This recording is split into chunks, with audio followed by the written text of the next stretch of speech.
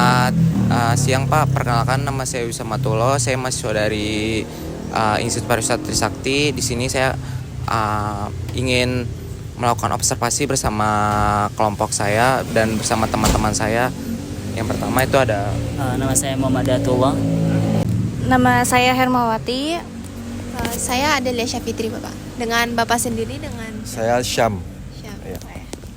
Baik Pak, untuk pertanyaan yang pertama itu mengenai sumber daya manusia dan struktur organisasi yang ada di Laundry Apiku ini. Bisakah Bapak jelaskan untuk struktur organisasi tim Laundry saat ini? Ya, untuk tim laundry ini yang di laundrynya ada saya. Lalu nanti dia ada leader satu. Lalu nanti leader dia langsung terbagi beberapa macam divisi. Ada divisi kasir, ada laundry satuan, lalu ada laundry satuan yang khusus sepatu, stroller, helm, tas. Terus juga ada divisi setrika dan divisi washer yang pakai mesin. Keterampilan apa sih yang paling Bapak cari ketika saat merekrut karyawan untuk Apik Laundry ini? Untuk kebutuhannya berbeda-beda. Misalnya untuk kasir dia pastinya ketelitian nomor satu ya, maksudnya ketelitian itu semuanya kita butuh ketelitian. Lalu kalau untuk kasir dia mempunyai penampilan fisik yang baik, mempunyai komunikasi pemasaran yang baik, public speaking yang baik. Itu yang untuk dari kasirnya. Untuk yang satuannya dia harus mempunyai pengalaman yang lebih sih sebenarnya. Karena untuk satuan ini kan dia harus melakukan analisa terhadap kasus-kasus pencucian yang masuk. Beda dengan washer. Kalau washer itu kita kasih SOP, dia ikutin SOP, bisa dalam jangka waktu beberapa minggu langsung bisa mengikuti. Tapi kalau yang satuan ini kita ajari, dia harus tetap menggunakan analisanya untuk menentukan bagaimana teknik pencucian yang harus dilakukan. Ya. Biasanya kan Pak, dalam satu perusahaan itu tentu pasti ada yang namanya konflik ya antar atasan baik dari karyawan ataupun customer lainnya. Nah, bagaimana sih cara Bapak untuk mengatasi konflik antar karyawan yang berkaitan dengan perbedaan pendapat mengenai prosedur kerja di Apik Laundry ini? Kalau prosedur kerja sebenarnya salah satu cara untuk menghindari konflik adalah dengan adanya SOP. SOP itu adalah salah satu cara untuk merendahkan konflik. Namun seandainya jika ada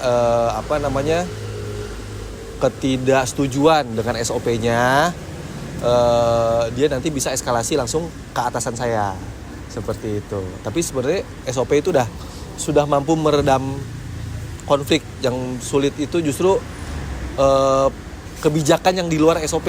Nah, belum ada SOP-nya itu kan diperlukan kebijakan-kebijakan baru kan. Nah, kebijakan baru itu baru nanti dieskalasi ke atasan saya seperti itu. Selanjutnya ada pertanyaan, bagaimana sih cara menetapkan standar kerjanya? Ya, untuk standar kerjanya itu kita itu ada akademinya. Jadi di sini nanti ada pelatihannya, SOP-nya itu dari pusat. Jadi dari pusat memberikan langsung ada standar kerja SOP-nya untuk diterapkan di sini. Adapun pembaharuan nanti dilakukan risetnya juga oleh nanti dari tim yang ada di pusat seperti itu. Terus bagaimana teknik mengambil keputusan dari seorang manajer atau supervisor ketika ada konflik, Bapak? Ya, untuk menyelesaikan konflik otomatis yang konfliknya apa dulu nih? Apakah konflik internal atau Yang dari internal nih, internal? dari karyawan-karyawan. Ya, misal ada internal ya diketemukan dua belah pihak. Iya. Lalu kita bicarakan dulu secara kekeluargaan, bagaimana, apakah ini ada pelanggaran SOP atau enggak, atau hanya masalah pribadi. Ya kalau masalah pribadi, kalau bisa diselesaikan di luar laundry, jangan dibawa ke dalam perusahaan, seperti itu sih. kan dari tadi kita kan bahas kayak semacam konflik gitu ya Pak. Kalau boleh ceritain sedikit ke sih Pak kayak profil dari Apik Laundry ini, terus kayak kenapa atau Bapak bisa menceritakan sedikit tentang motivasi kayak membuat usaha laundry ini tuh kayak gimana? Dari ownernya mengatakan bahwa usaha laundry ini adalah usaha yang terus bertumbuh dan pasarnya masih besar satu. Terus kedua, dia juga dibutuhkan. Jadi sampai hari kiamat selama orang masih punya baju, dia masih mencuci, berarti masih butuh adanya laundry seperti itu. Terus untuk profilnya sendiri tuh Pak, kayak Apiko Laundry tuh kayak rapinya tuh kayak semacam apa sih Pak? Kayak kan pasti setiap perusahaan tuh mempunyai kayak berbeda-beda kayak kriterianya atau macam adalah perbedaan dari laundry yang kita banyak temuin tuh apa yang sih yang dibedain dari laundry ini Pak? Untuk laundry ini jelas yang berbeda itu adalah memang kita melakukan segmentasi terhadap pasar ya. Pasar yang diincar oleh Apiko Laundry ini adalah dia B+. Jadi kelas A dan memang juga kelas B. Dan akhirnya jasanya pun baik dari tampilan maupun branding juga akhirnya menyesuaikan dengan segmentasi pasar yang memang kita kejar. Seperti itu. Mungkin Pak boleh ceritakan mengenai profil Bapak sebagai karyawan di sini atau lebih atasan yang lebih tinggi dari sini itu boleh diceritakan nggak awal mulanya Bapak di sini itu sebagai apa sampai sekarang?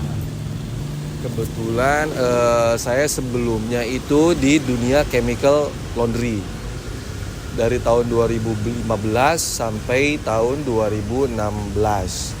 Tahun 2016 saya ada di laundry sepatu di FX Sudirman.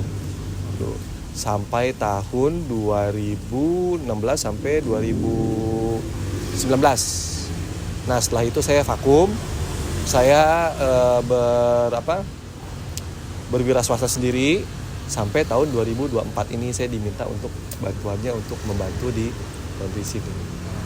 Jadi posisi Bapak sekarang sebagai apa Pak? Mungkin supervisor ya. Oh, supervisor. Oke. Mungkin Bapak bisa ceritain kenapa, kan pasti setiap nama tuh ada nama laundry atau usaha tuh pasti ada filosofinya kan, boleh disebutin nggak sih Pak kayak filosofi dari Apiko Laundry ini apa? Kebetulan namanya memang sesuai dengan ownernya, Bapak Apik Primadia.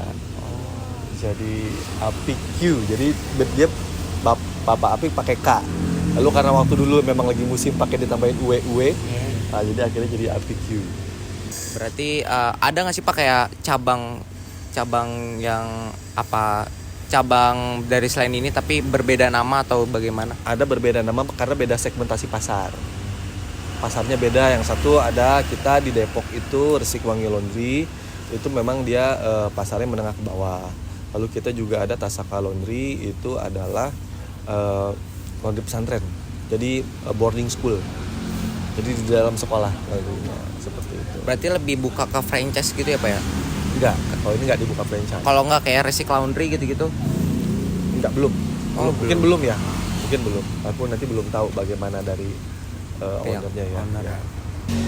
Mungkin Pak cukup sekian ya untuk pertanyaan-pertanyaannya, dan terima kasih atas jawaban-jawaban yang bisa memotivasi kita untuk berwirausaha mungkin ya ke depannya, baik di bidang laundry ataupun lainnya gitu kan. Sekian Pak. Ya, oke.